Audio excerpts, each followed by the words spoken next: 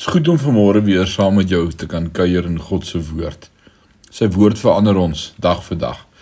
Ek is Rinus van Sion in Parys en vanmôre praat ek met jou oor ons naaste. Johannes help ons in 1 Johannes 2 vers 9 tot 11 en ek lees vir ons wat hy skryf. As iemand beweer dat hy in die lig is, maar hy haat sy broer, is hy nog steeds in die duisternis. Wie sy broer liefhet, bly in die lig. En daar is niks wat hom laat struikel nie. Maar wie sy broer haat, is in die duisternis en lewe in die duisternis.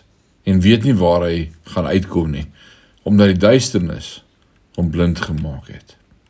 Die nuwe gebod waarvan Johannes praat, is die grootste gebod van almal, om lief te hê. Wat is die grootste gebod? Het die jong man die meester gevra.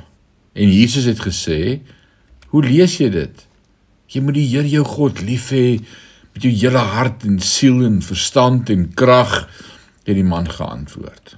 Dus dit, het Jesus gesê, en die tweede wat hiermee gelyk staan, jy moet jou naaste lief hê, soos jouself. Gaan lees gerus in Matteus 22 vers 36 tot 39. Die vars woord vir jou en my is, dat ons moet lief hê.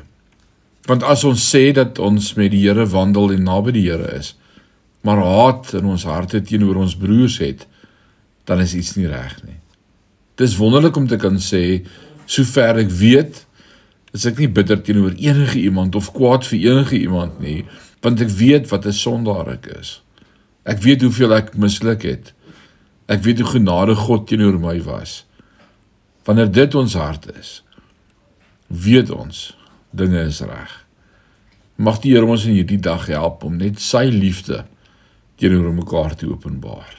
Die Here seën jou en môre kuier ons verder. Amen.